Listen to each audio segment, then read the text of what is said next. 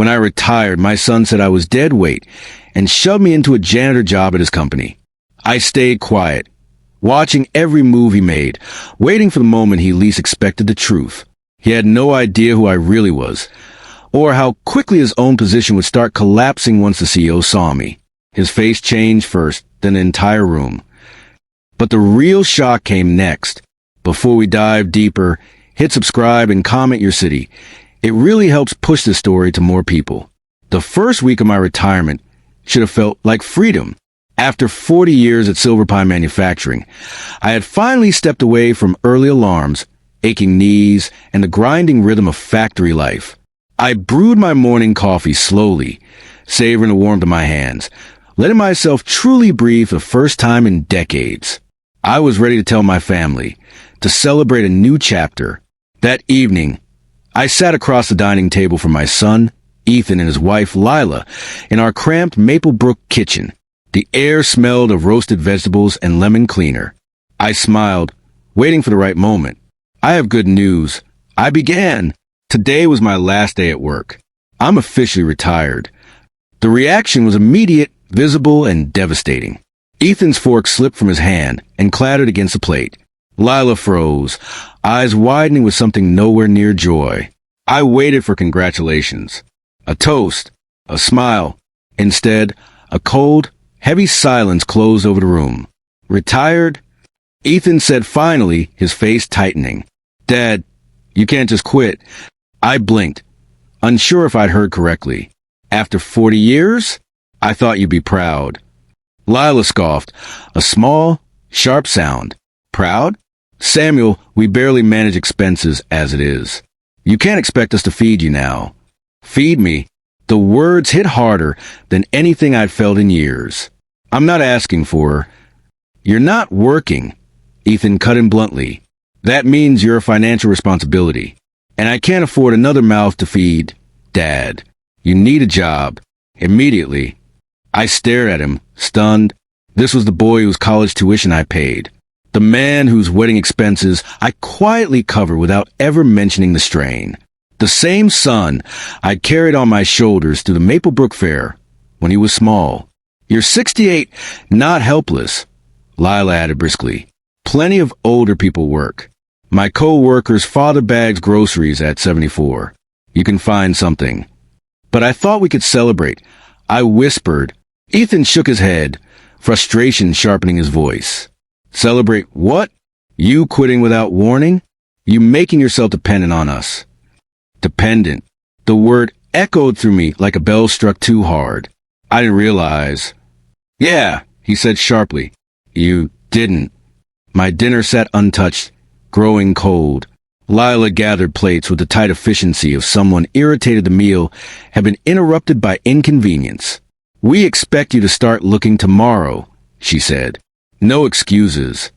They left the table together, moving into the living room as if nothing had happened. Moments later, laughter and the sound of a TV show drifted into the kitchen, normal life resuming while mine had just been shattered. I stayed seated, staring at their empty chairs. How did we get here? After a long moment, I rose and cleared my plate, rinsing the dishes slowly, mechanically. My hands moved on autopilot while my mind replayed every sentence, every dismissive glance, every implication that I was useless. In my small bedroom, the one they insisted I use to keep things organized, I lay on my bed fully dressed, staring at the cracked ceiling.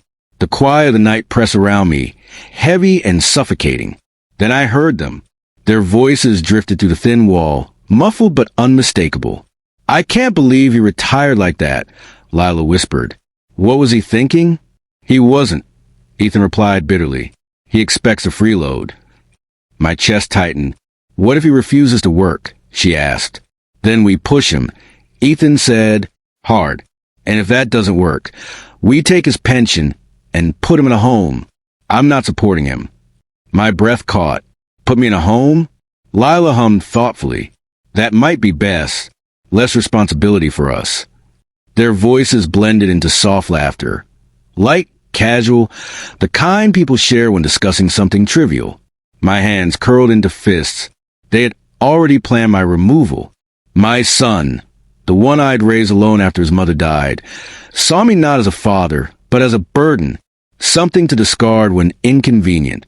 But lying there in the dark, absorbing every cruel word, a strange calm settled over me.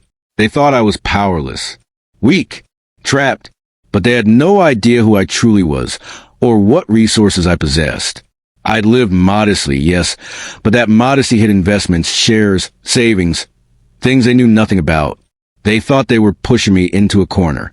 They didn't realize they were pushing me into position. By the time the house went quiet, my decision was made. If they wanted to treat me like dead weight, they would soon learn the cost of underestimating a man who spent 40 years solving problems, running teams, and keeping factories alive. When dawn finally brought light into my small room, I sat up with a clarity I hadn't felt in years. They wanted me to get a job? Fine. They wanted control? Let them believe they had it. Because when people think you're weak, they stop watching their own feet, right until the ground disappears beneath them. The next morning in Maplebrook felt heavier than usual, as if the air itself knew something had shifted inside our home. When I entered the kitchen, Ethan was already dressed for work, tapping at his phone with jittery irritation.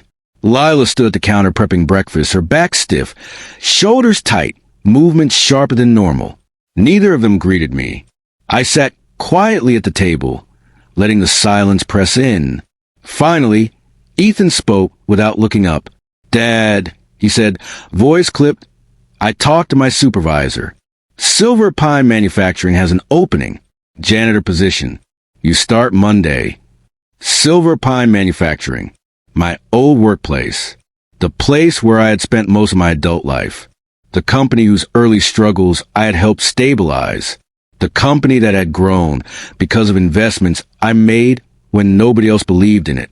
And now my son wanted to send me back there holding a mop. I kept my voice even. "I see. And what time do I start?" 7 a.m., he said, clicking his tongue as if the detail offended him. "Don't be late.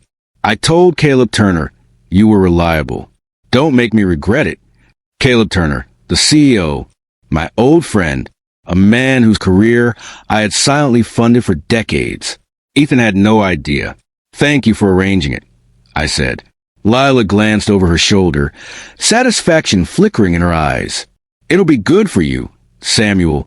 Structure, discipline, and it'll keep you from drifting." Drifting, as if I were some confused old man who needed boundaries. "I understand," I said. They exchanged a look, a silent, triumphant look. The kind people share when they believe they've solved a problem, when they think they've asserted control. But control is a fragile illusion. Once they left for work, the house fell silent again. I went to my room, shut the door gently, and sat at my small desk. For a long moment, I stared at the framed photos on my nightstand. Ethan as a toddler, missing a front tooth. Maya at age 5, perched on my shoulders. Family dinners where everyone smiled as if nothing could ever fall apart. Then I opened the drawer. Inside were papers I kept hidden for decades. Investment records, share contracts, letters from Silver Pine's founding days, documents Ethan never knew existed. Evidence of everything I'd built quietly, without praise or recognition. Evidence of a life I'd lived with humility, believing my sacrifices would be remembered with gratitude. Instead, my own son had called me a burden. I spent hours reviewing numbers, confirming details, refreshing my memory about the inner workings of Silver Pine. Not because I needed revenge. This was never about revenge, but because I needed clarity. They thought they could push me into a corner. But corners are powerful places. They force you to see everything clearly. That night over dinner, we barely spoke. Ethan mumbled about his workload. Lila complained about office gossip. I pretended to listen, sipping water slowly, nodding when appropriate. A performance, nothing more. Afterward, I retreated to my room again. Later, voices seeped through the wall, whispers laced with tension. "Do you think he'll actually show up Monday?" Lila asked. "He better," Ethan replied, bitterness simmering under every word. "If he screws this up, Caleb will think I'm incompetent." "Well, he is old," she said lightly. "Maybe he'll forget." "Forget?" Ethan hissed. "If he forgets, that's it. I'm done. And so, is he? We agreed on this. If he doesn't get together, we take his pension and put him in a home. My breath caught. That's harsh, Lila whispered, though there was no real concern in her tone. Harsh. Ethan snapped. What else are we supposed to do? I'm not supporting him. He had decades to save. If he didn't, that's on him. I closed my eyes. He didn't know. He didn't know I had saved. He didn't know how much. He didn't know most of his life stability came from me, from my silent decisions, from money I funneled toward his future while living modestly myself. He didn't know who he was speaking about, but he would, eventually. The next morning, I entered the kitchen early, hoping to avoid confrontation. But Ethan was already there, sipping coffee, shoulders rigid. I'll drive you Monday, he announced. That way you can't be late, or confused. There it was again, the presumption that age equaled incompetence. That's fine, I said. He nodded sharply, satisfied. Then Lila entered, wearing a smug expression. I laid out clothes for you, she said gently, too gently. We're clothes, appropriate for your new role. My new role. They thought the job would break me, humble me, force me into dependence. But humility is not the same as humiliation, and I had spent a lifetime learning the difference. Sunday passed quietly. They acted kinder than usual, as if rewarding me for compliance. They assumed obedience meant gratitude, but obedience is just strategy when used correctly. I spent the evening preparing, not for janitorial duties, but for the unraveling of their assumptions. I reviewed stock reports, refreshed my understanding of Silver Pine's current operations, and rehearsed the moment Caleb Turner would recognize me.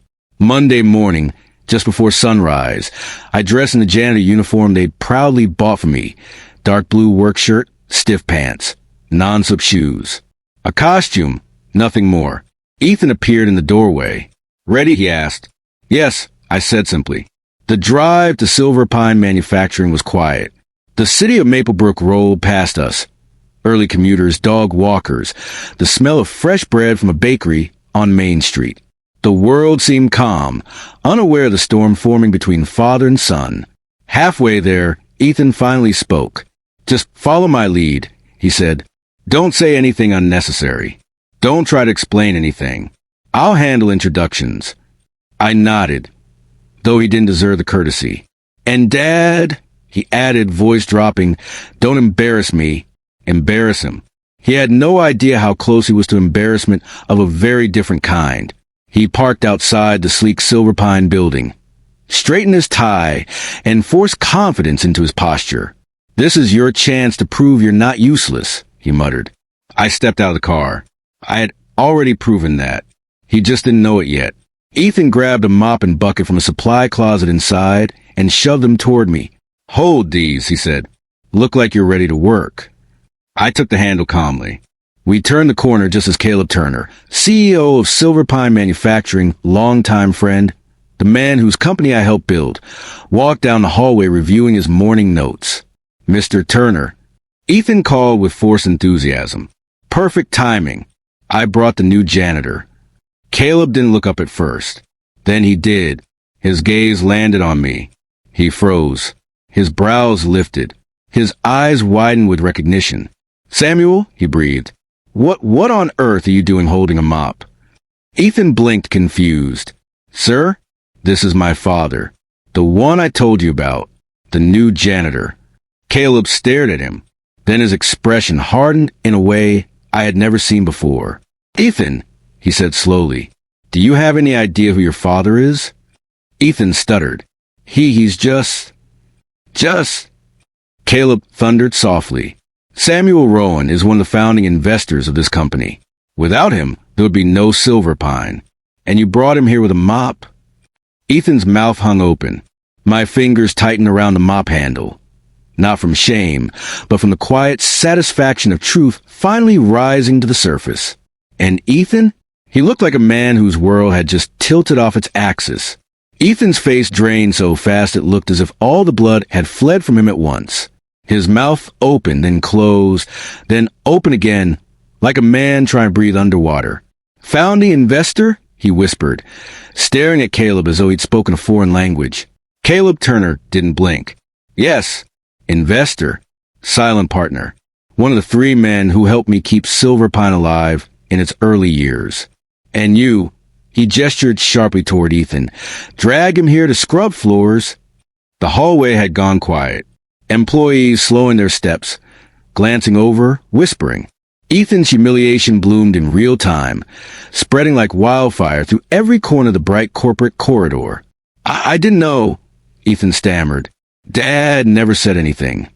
Caleb shot him a look filled with disbelief. You never thought to ask? Ethan looked at me then, really looked at me. The mask of arrogance he wore daily fell away, revealing confusion, fear, and an uneasy fracture of guilt. Dad, is this true? I set the mop aside gently. Yes, Ethan, it's true. Why didn't you tell me? His voice cracked, thin as paper. Because I wanted to see who you were without knowing what I had. I said calmly. I wanted to know whether respect existed without money attached to it. Ethan swallowed hard, eyes glistening with a desperate need for an explanation he didn't deserve. Caleb exhaled sharply. Ethan Rowan, consider this your formal termination. Pack your things and leave immediately. Ethan stumbled back as if struck. Terminated? You're firing me? Yes, Caleb said coldly. Silver Pine does not tolerate disrespect, incompetence, or the kind of judgment that leads a man to degrade someone who built this company. But, sir, please, this is a misunderstanding. The misunderstanding, Caleb interrupted, is yours. The consequences are not. His voice carried the finality of a closing vault door. Ethan sagged, hands hanging limp at his sides. Caleb turned to me then, anger fading instantly, replaced by something like concern. Samuel, my friend, why did you let this charade go on? I needed clarity, I said, about my family. He nodded slowly, understanding more than I said aloud. Come with me, Caleb said. We'll talk in my office. He walked ahead. I followed. Ethan trailed behind us like a man walking to the wreckage of his own choices. Caleb's office was as I remembered it. Warm wooden shelves, framed achievements, maps of Silver Pine's expansion across Oregon. A photograph of the 3 original investors hung on the wall. Caleb, myself, and an old colleague named Harris. Ethan had walked past this picture 100 times and never noticed. We sat. Ethan did not. He lingered near the door, shell-shocked and silent. Caleb leaned back in his chair. Samuel, let me be clear. You don't owe me anything. Not explanations. Not apologies. Not work. This company is as much yours as mine. Ethan flinched at those words. I know, I said, and I appreciate it. Truly. But, Caleb prompted gently. But this situation has shown me a truth I needed to see. Ethan stepped forward, voice trembling. Dad, I didn't know. I swear I didn't know. That's the problem, Ethan, I said quietly. You never asked who I was. You only saw who you assumed I was. He covered his face with both hands. This can't be happening, he whispered. Dad, I'm sorry.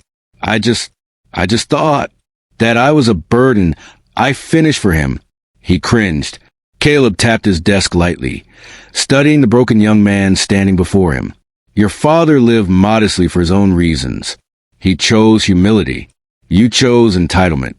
Ethan didn't defend himself. Couldn't. Caleb continued. You threatened him with a retirement home? Is that true? Ethan's silence was answer enough. Caleb turned to me. What do you want me to do? I took a slow breath. Nothing more needs to be done here. His termination is enough. The rest is family business. Ethan flinched again, as if each word landed like a blow. I stood. Caleb did too. He extended his hand, the same hand I'd shaken 20 years earlier when the company was barely standing. I'm grateful you came today, Caleb said, and I'm sorry you were treated this way. These things reveal character. I replied. Ethan watched us silently, remorse etched across his face, his breathing uneven, shoulders slumped. Caleb opened the door. Ethan followed me out as if tethered by invisible strings, stumbling through a fog of consequences. Back in the hallway, Employees whispered as we walked past. Not loudly, but loud enough for Ethan to feel the burn of it. Once outside the building, the morning sun felt too bright, too sharp. Ethan finally spoke. "Dad, please let me explain." I turned to him. "Explain what, Ethan? That you call me dead weight? That you threatened to take my pension? That you plan to throw me away?" He winced as if I'd struck him. "I didn't know," he whispered. "I didn't know you had anything." "That's exactly the point," I said. "Respect shouldn't depend on what someone has. Or doesn't have." He nodded slowly, tears forming. I was stressed. Lila kept telling me. "Ah," I said softly. "Lila." He swallowed. "She said we couldn't afford you. That you were too much work. And you agreed." He didn't deny it. "Dad," he whispered, voice cracking. "I'm sorry." I let the apology hang in the air, suspended between us. Whether it was real remorse or fear of consequences, I could not yet tell. "Ethan," I said calmly, "we're going home. But things will not be the same." He nodded, broken and silent. We walked to the car without speaking. The engine hummed as we pulled away from Silver Pine, leaving behind a building where I'd spent so many years, and where Ethan had just lost everything in under 10 minutes. As trees blurred past a window, Ethan wiped his eyes with the back of his hand. What will you tell Lila?" he asked weakly. I looked straight ahead. "The truth," I said, "and nothing more than that." He swallowed hard. The road stretched before us, quiet, uncertain, fragile. Just like Ethan's future. Just like the next steps of this unraveling story. The drive back to Maplebrook felt longer than it actually was. The silence inside the car swelled and shifted like a living thing. Ethan gripped the steering wheel so tightly his knuckles blanched. Every so often he glanced at me, as if hoping I might break the quiet first. I didn't. The truth needed room to breathe. By the time we pulled into the driveway, Ethan's face was pale, blotchy, and exhausted. His mind replaying the morning like a nightmare he couldn't wake from. He shut off the engine and exhaled shakily. "Dad," he said, voice cracking, "I'm begging you. Please don't think I wanted things to turn out this way." I opened the door slowly. "No, Ethan, you wanted things your way. And now you're paying for it." His shoulders collapsed inward. Inside the house, the familiar scent of lemon cleaner mixed with Lila's perfume drifted through the entryway. She must have heard us arrive, because she appeared from the hallway wearing her usual bright expression, until she saw our faces. "Ethan? Samuel? What happened?" she asked, eyes narrowing. Ethan looked like he wanted to disappear. "Lila, we need to talk." Her gaze darted between us, calculating. "Did something go wrong with your father's first day?" I stepped forward before Ethan could speak. "I never started, Lila." She blinked. "Why not?" "Because," I said calmly, "your husband introduced me to the CEO of Silver Pine Manufacturing as a janitor." She frowned, not understanding. So, I continued evenly, "I am one of the founding investors of that company." And Caleb Turner was not impressed. Lila's expression froze like ice forming on a lake. "Wait," she said slowly. "You're what?" "One of the owners." I clarified, a fact neither of you ever asked about before demeaning me. Lila's mouth opened, then closed. A flicker of something, shock, then resentment, crossed her face. Ethan took a shaky breath. "He fired me, Lila." The words landed like a drop plate. "Fired?" she repeated. "Fired?" Her voice rose sharply. "What do you mean fired?" "He said I disrespected the company. And my father." She stared at me as if I'd personally ruined her life. "You cost him his job?" "No," I corrected. "Ethan cost himself his job." She spun toward him, incredulous. "Why didn't you tell me your father had money? That he owned part of Silver Pine?" "I didn't know." Ethan snapped, frustration and guilt bleeding through every syllable. "He didn't tell me anything." Lila turned back to me, anger simmering beneath her polished exterior. "Why would you hide something like that?" I studied her carefully. Her question wasn't "Why didn't you trust us?" It was "Why didn't you tell us how much we could gain?" "Because I wanted to live simply," I said, And because who I am to you should never depend on what I own. Her lips tightened, irritation edging out surprise. Well, now we're all in trouble because of your secrecy. Ethan's head snapped toward her. Lila, please. Not now. No, Ethan, she said sharply. You lost your job. We have bills. A mortgage. Maya's school fees. And you're telling me we have no income now because your father wanted to test us? I met her glare steadily. Your behavior was not a test, Lila. It was a revelation. Ethan shut his eyes, clearly unable to handle the growing storm. Lila folded her arms. So what now? Are we supposed to fall apart because you refuse to tell us who you are? That depends, I said softly, on whether you treat me like family or like an obstacle. She opened her mouth again, but footsteps thudded down the hall. Small, quick ones. Maya appeared, rubbing sleep from her eyes. Dad, she asked. Mom? Why are you yelling? Lila stiffened instantly, pasting on a strained smile. Sweetheart, go back to your room. We're just talking. But Maya ignored her. She looked at Ethan, then at me. Something in the air made her frown. Grandpa, she whispered, are you okay? For a moment, everything softened. I knelt down to her level. I'm all right, Maya. You look sad, she said, touching my sleeve gently. I forced a smile. Grown-up stuff. Nothing for you to worry about. But her eyes didn't believe me. Children are better at sensing truth than adults. Lila snapped. Maya, I said go upstairs. Maya jolted, startled by the tone. Don't speak to her like that.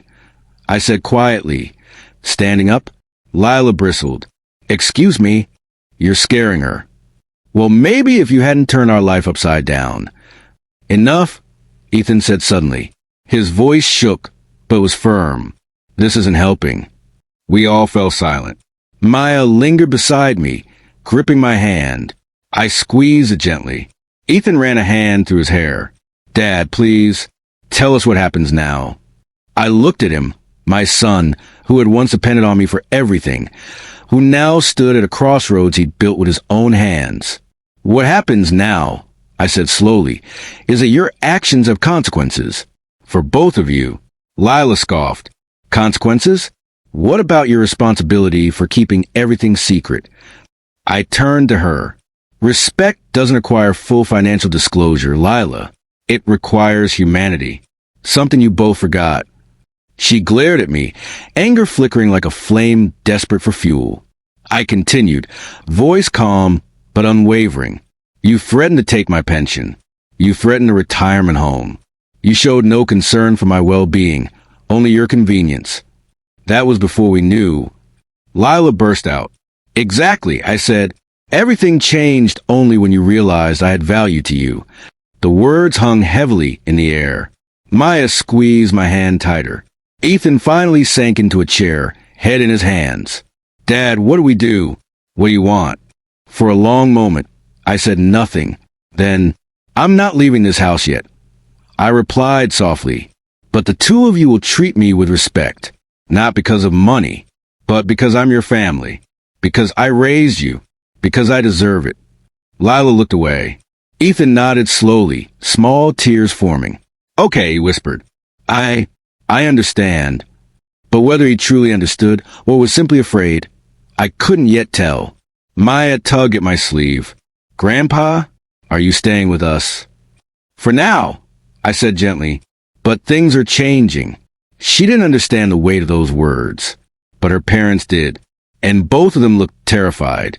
The days stretched long and quiet after that conversation. Ethan retreated to the bedroom, no doubt replaying every mistake he'd made. Lila paced the kitchen, muttering under her breath, trying to patch the holes in her collapsing world. But the real storm, the consequence they hadn't even seen yet, was still approaching. Because neither of them knew that what happened to Ethan at Silver Pine was only one part of what was coming. They hadn't yet learned what I knew about Lila. And when that truth arrived, their lives would fracture beyond anything they imagined. The next morning began with an eerie stillness. Not the peaceful kind that follows a good night's sleep, but the kind that settles over a house after too many truths have scraped its walls. I awoke early, out of habit more than necessity. The house was quiet, too quiet. No clatter from the kitchen. No murmured conversation between Ethan and Lila. No footsteps hurrying down the hallway. Just silence and the soften of the fridge. I brewed my coffee slowly, letting the smell fill the air. I knew today wouldn't pass quietly. Not with everything that was set in motion. At 8:12 a.m., it began. A car door slammed outside. Hard. Voices filtered through thin walls before the doorbell rang. Sharp and insistent. Lila appeared first, rushing into the hallway in slippers and a wrinkled blouse. Her hair was still unbrushed, her face puffy from crying. Ethan emerged seconds later, shirt half-buttoned, eyes swollen with exhaustion. The bell rang again. "Who was that?" Ethan muttered, irritation flashing across his face. But I already knew. When he opened the door, two sharply dressed individuals stood on the porch. One man, one woman. Both carried black folders embossed with the Henderson and Pierce accounting logo. "Good morning," the woman said crisply. "We're looking for Mrs. Lila Carson." Lila's entire body went rigid. I'm Lila." The man held up a sealed document. "This is a formal notice. You are required to appear for an internal inquiry regarding financial misconduct and falsification of company reports." Lila went white. Ethan blinked rapidly, confused.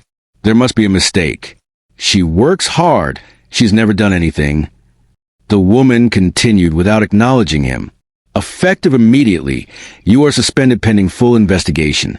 You are also prohibited from accessing any Henderson and Pierce systems, documents, or facilities." Lila's knees buckled slightly. Ethan grabbed her arm to steady her. "You can't just show up here." Lila snapped, voice trembling. "This is my home. This is standard procedure for cases involving potential embezzlement," the man said calmly. "We are simply following protocol." That word, embezzlement, hung in the air like a noose. Ethan's grip tightened. "Hold on. My wife is not a criminal." The woman only repeated, "Mrs. Carson, failure to comply with the inquiry will result in legal escalation." Then, as smoothly as they'd arrived, they turned and headed back to their car, leaving the front door wide open and the house filled with stunned silence. Lila finally inhaled shakily, her chest rising and falling in shallow bursts. She clutched the papers with trembling hands. This is a nightmare." Ethan rubbed her shoulders. "We'll sort it out. We'll talk to a lawyer. We'll fight this." But Lila wasn't looking at him. She was looking at me, her expression sharpened with sudden clarity, like puzzle pieces snapping together. "You!" she whispered. "You did this." Ethan looked between us, bewildered. "Lila, that's ridiculous. Why would my father?" "Because everything started after he moved in," she hissed. "After he decided he didn't want to work. After he got embarrassed and humiliated." "Humiliated? No, what I felt was revelation." "Lila," I said evenly, "your company discovered discrepancies in financial reports you submitted. That has nothing to do with me." Her jaw clenched. "Discrepancies that someone clearly found. Someone who knew what to look for. Someone who wanted to punish us." Ethan's eyes widened. "Dad, did you?" He didn't finish the sentence. He didn't have to. I didn't flinch. "Your wife's actions, not mine, brought this." Lila's breath shuddered. "You ruined us." "No," I corrected. "You ruined yourself." She staggered back a step, and for a moment I thought she might collapse. Ethan swallowed hard. We need to sit down, figure this out." But neither of them moved right away. When Lila finally turned away, she stumbled toward the bedroom, slamming the door so hard a picture frame rattled off the wall. Ethan ran a shaking hand through his hair. "Dad, why didn't you tell me any of this was happening?" "Because I thought you never asked. Because you never listened. Because you only cared when your comfort was threatened." But aloud, I said simply, "You had enough on your shoulders." He let out a bitter laugh. Clearly not enough. For a while we just stood there, two men separated by more than blood, by choices, by failures, by truths long ignored. Finally, Ethan spoke again, voice small. "Dad, what happens now?" "That depends on you," I said. And I meant it. because this was no longer only about punishment. It was about whether Ethan could salvage anything from the ruins he helped build. The rest of the morning crawled by in fragments. Lila stayed locked in the bedroom, sobbing loud enough that the sound echoed through the hallway. Ethan paced back and forth until he wore a line in the rug. I kept to the living room, sorting through my thoughts while pretending to read the newspaper. Then, around noon, Maya crept down the stairs. Her little face was puffy, her eyes full of worry. "Grandpa, why is Mommy crying? And why is Daddy yelling sometimes?" I folded the newspaper slowly. "Because grown-ups sometimes make mistakes, Maya, and they're trying to figure out how to fix them." She shuffled closer, leaning her head on my arm. "Are we in trouble?" My throat tightened, not from guilt, but from the innocence in her voice. "No," I murmured. "You are not in trouble. None of this is your fault." "But Mom said someone ruined her job," she whispered. "Did someone hurt her?" I exhaled slowly. "Your mother is facing consequences for something she did, but you don't need to worry. You're safe." She nodded, though she didn't understand. But Ethan, he understood too well. He approached us, hesitant, exhausted, aged years in a single morning. "Dad," he said quietly, I think we need to talk. Alone." I kissed Maya's forehead gently.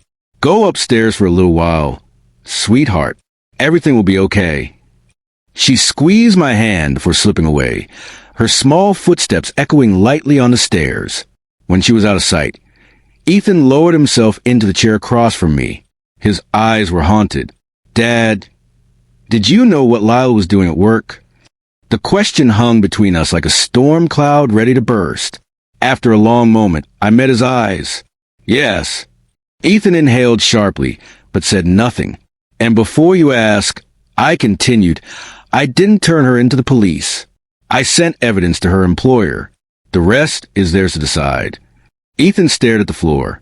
His hands trembled slightly. "So you destroyed her career?" "No," I said calmly. "She destroyed her own career. I simply revealed the truth." His jaw tightened. "But you waited. You planned this." "Yes," I said, "because you needed to see the full truth, not the version filtered by convenience and comfort." He looked up, eyes glistening. "And what truth is that, Dad?" "That people reveal who they are when responsibility stands in their way." He swallowed. "And who am I?" he whispered. "That," I said gently, "is what you have to decide next." For a moment, he looked like a boy again. The boy I'd once carried on my shoulders, the boy who believed I could fix anything. But this mess, he had to fix himself. Outside, the afternoon sun drifted behind a cloud, casting the house in muted gray. The storm wasn't over. In fact, the worst part was still coming. Because consequences are one thing, but transformations are another. And Ethan was standing at the edge of one. The rest of the day moved like wet cement. Slow, heavy, suffocating. Ethan drifted room to room, unable to stay still, while Lila hid upstairs, emerging only once to shout something unintelligible before slamming the bedroom door again. Even Maya sensed the tension. She tiptoed quietly, staying close to me as if the house itself had turned dangerous. By evening, the weight of everything finally broke through Ethan's shell. He stood in the kitchen, leaning against the counter, staring at the faucet as if waiting for answers to pour out with the water. He didn't notice me enter. "Dad." His voice was hoarse. "I don't know what to do." I eased into a chair. "About what?" He laughed bitterly. "Pick a disaster. My wife losing her job. Her crying all day. Me being one bad meeting away from losing mine. Our bills. Our mortgage. Everything." He rubbed his hands over his face. "And all of it happened in the same 72 hours. "You mean," I said quietly, "the same 72 hours when your behavior toward me finally caught up with you?" His expression tightened, but he didn't argue. "I shouldn't have spoken to you like that," he finally muttered. "I know that. It's just, everything felt like pressure. Money, stress, expectations. And then you retiring without warning and... I was never the problem, Ethan." He stopped speaking. You created a version of me in your head, the helpless old man who needed managing. Dad, that's not. It is, I said gently. And in that version, your frustration had justification. Your resentment made sense. But none of it was real, Ethan. Not who I am, and not who you are capable of being. For a moment, Ethan's jaw worked silently, as if searching for words that wouldn't form. Then he sank into the chair across from me, elbows on his knees, staring at the table. I feel like everything is collapsing, he whispered. Good. His head snapped up, offended, confused. Sometimes collapse is the only way you rebuild something better. He didn't respond. His eyes drifted toward the living room, where family photos hung on the wall. Birthdays, graduations, that camping trip he still talked about sometimes. All moments where our relationship had once been strong. Moments he thought had come easily. He exhaled shakily. Dad, what if she really gets fired? She will. And prison? The word caught like thorns in his throat. If Henderson and Pierce chooses to press charges, I said evenly, that will be their decision, not mine. His brows furrowed in helplessness. But what about Maya? How do I tell her? How do I explain any of this? You tell her the truth, I said, when she's old enough to understand.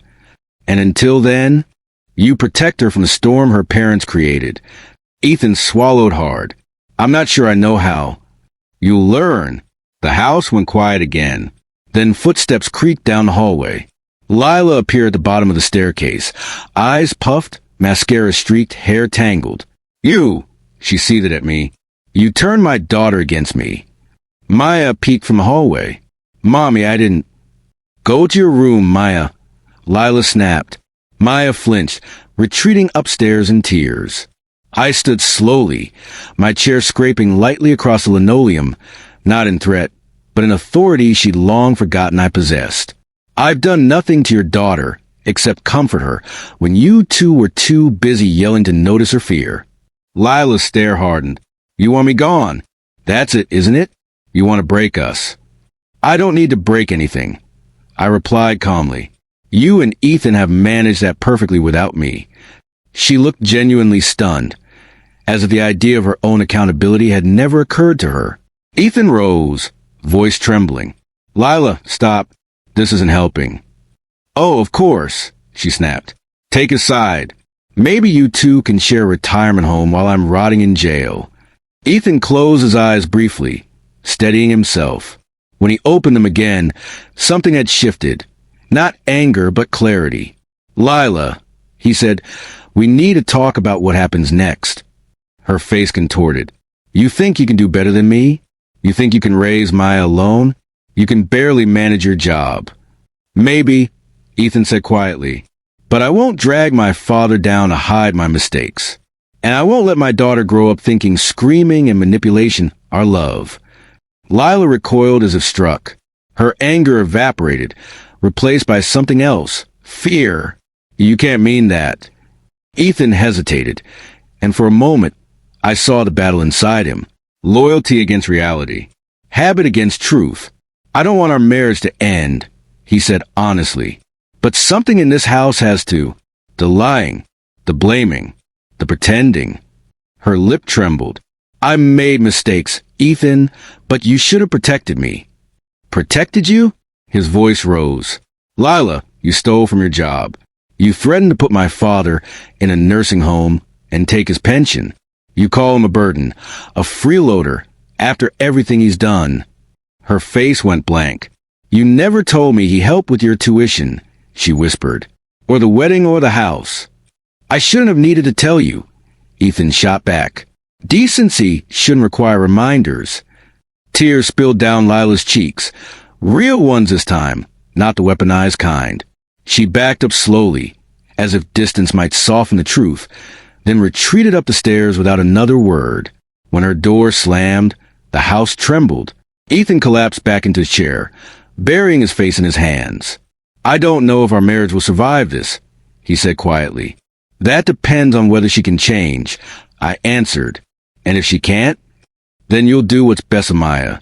Ethan nodded slowly, painfully. Then he looked at me, really looked at me, for the first time in years. Dad, I'm sorry. The words were soft, hesitant, but genuine. I placed a steady hand on his shoulder. Don't be sorry. Be better. He let out a shaky breath, then nodded again. A small, determined nod. The kind men make when they choose a different path than the one they've been living. The night fell slowly after that. Quiet and heavy, but not hopeless. Upstairs, Lila cried into her pillow. Down the hall, Maya slept in fitful bursts. Ethan wandered the house, picking up the pieces of his unraveling life. And I sat alone in the living room, the dim lamp flickering beside me, knowing the storm wasn't over. Justice had only begun its work. The truth had cost him dearly. But transformation always does. And tomorrow would bring the reckoning that none of them were prepared for. Not even Ethan. Morning arrived with cold, biting wind that rattled the windows, an omen of the day ahead. I was already awake, sitting at the kitchen table with a cup of coffee, when I heard Ethan's footsteps upstairs. Heavy footsteps. The kind a man makes when he knows he must face consequences he helped shape. He came down slowly, as if each step carried a memory. When he reached the bottom, he hesitated before entering the kitchen. Dad, he said, voice rough, I need to ask you something. Ask. He swallowed. Did you know everything that was coming? Before any of it happened? His eyes searched mine, not for guilt or accusation this time, but for understanding. Yes, I answered simply. He inhaled sharply, but didn't look away. And still you let it happen. No, I corrected gently. I didn't let anything happen. I revealed what was already there. Your choices. Lila's choices. You both planted seeds a long time ago. I just stopped shielding you from the harvest. He sat across from me, rubbing his temples. I feel like I'm waking up from a long sleep, and the world isn't what I thought it was. That's how growth feels. He gave a humorless laugh. It hurts. Growth always does. Silence stretched between us, not heavy this time, but thoughtful. The sound of light footsteps broke it. Maya appeared in the doorway, clutching her stuffed rabbit. Her hair stuck up in soft waves, her eyes still puffy from the night before.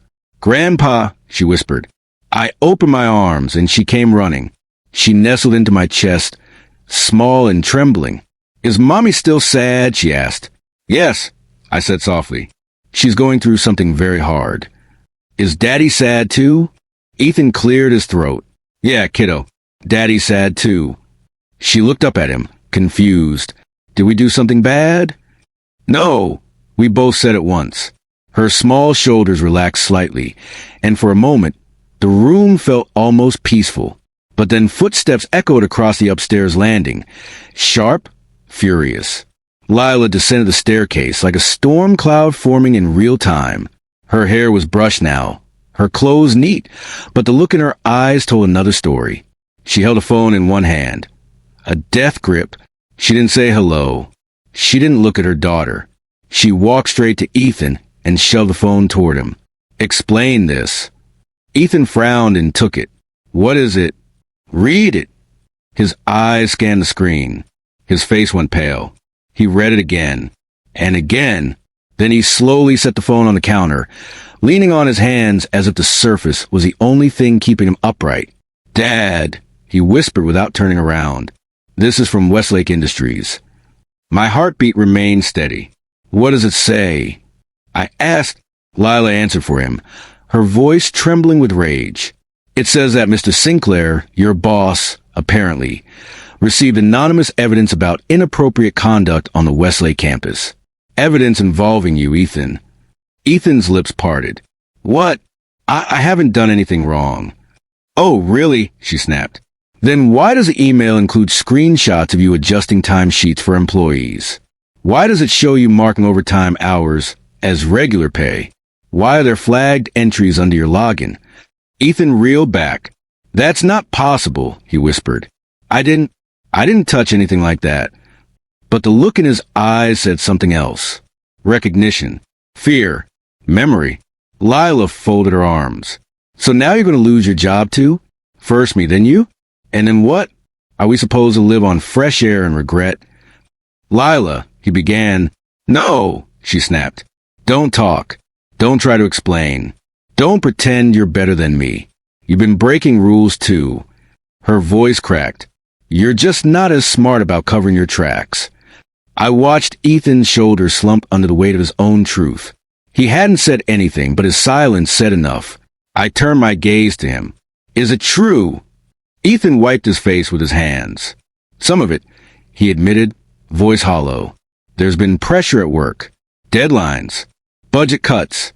My supervisor said everyone fudges a little just to stay afloat.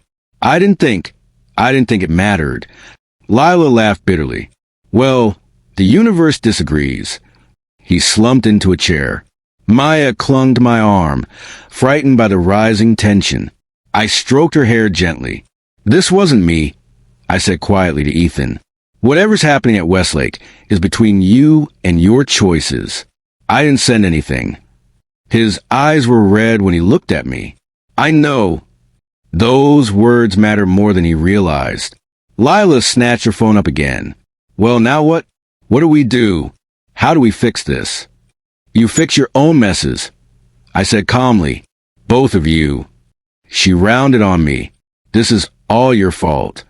No, I whispered. This is all your awakening. Her rage faltered, not disappearing, but flickering. For the first time, she seemed to see not the easy target she'd imagined me be, but the man behind the mask, the man she'd underestimated, the man she'd mocked, the man she'd threatened. Ethan exhaled shakily. Lila, I think we need space. I think we all need space. You want me to leave? She demanded. No, he said slowly. Not yet, but we need distance. Emotional distance. We need to stop blaming and start accepting responsibility. She stared at him, stunned, then her expression twisted. You're choosing him over me. I'm choosing truth, he said. Her breath hitched. I can't stay here, she whispered. Not right now. She rushed upstairs, grabbed her bag, and within minutes the front door slammed behind her. The house shook with the impact. Silence settled like dust. Ethan sat with his head in his hands. Maya crawled into my lap, and I knew this wasn't just consequence anymore. This was transformation. Dad, Ethan whispered, voice raw, I think I've lost everything. No, I said. You've lost illusions. There's a difference. He looked up, tears streaking his face. I don't know if I can fix any of this. You can, I said gently, but not by pretending anymore, not by hiding, not by blaming. A long silence. Then, what do I do first? You start, I said, by telling the truth at work, by owning what's yours, and by letting go of what isn't. His chest rose in one long, shaking breath. Then he nodded, small but real. A beginning. Outside, the wind howled against the windows. Inside, the storm was finally breaking, not with destruction, but with the first fragile steps toward rebuilding. Ethan wasn't the same man who'd mocked me, dismissed me, or belittled me. He was something else now. Something new. Something uncertain but honest. And tomorrow? Tomorrow would test him in ways he never imagined. The next morning arrived with a hesitant kind of brightness.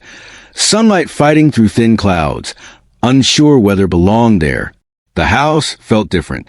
Not peaceful, but clearer, like a fog had lifted and revealed the true shape of things. Ethan had barely slept. I could hear him pacing long before dawn, his footsteps stopping occasionally near my door, as if he contemplated knocking. But he didn't. Not until 7:02 a.m., when he finally tapped lightly and peeked inside. Dad, he whispered, I'm going to Westlake. I sat upright, fully awake. To face it? He nodded, eyes red but determined. I have to.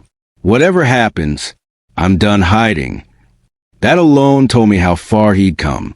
He tucked his shirt in, tightened his belt, smoothed his hair as best he could.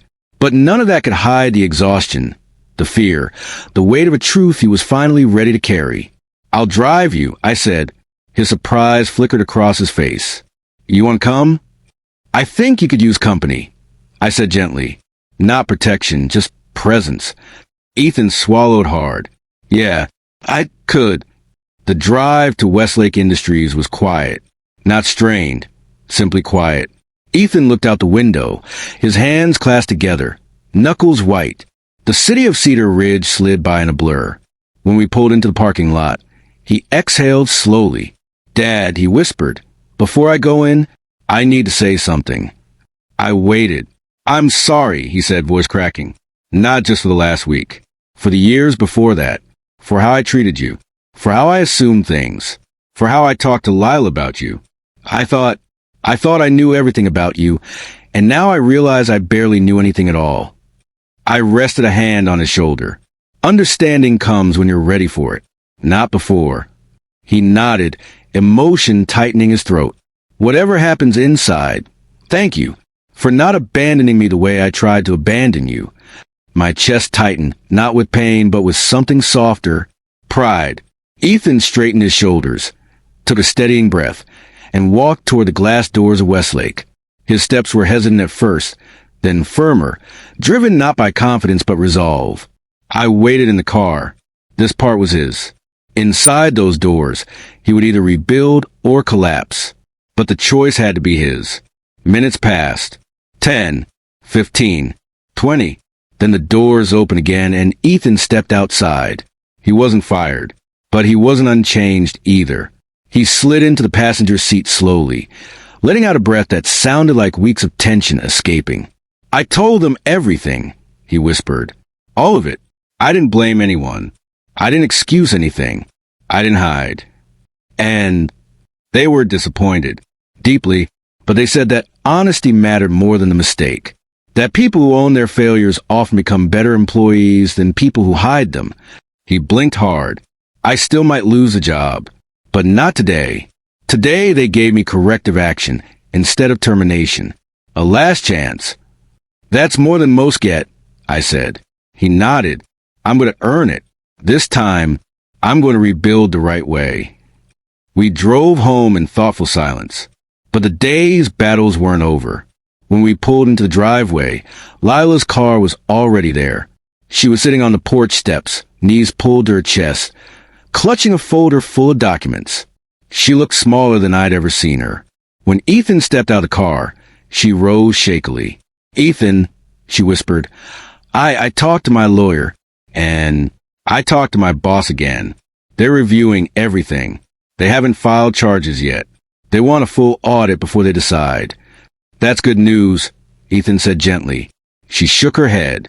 "It doesn't feel like good news." There was a long silence. Then she looked at me, not with hatred, not with blame, with something closer to humility, thin and fragile. "Leonard," she began. Her voice cracked. "I'm sorry." Ethan turned sharply toward her, surprised, hopeful, afraid to hope too much. Lila wiped her cheeks. "I'm sorry for how I spoke to you, for what I said, for what I planned, for the way I let resentment take over my judgment. I thought you were a burden. I thought you were draining us. I thought you were the cause of our stress." She inhaled shakily. "But the truth is, I was the cause of most of it. My spending, my shortcuts at work, my entitlement. I put us in danger long before you retired." Her hands trembled around the folder. "I don't know if I can fix it.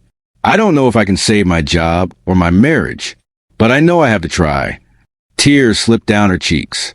"And I know I owe you respect. Real respect.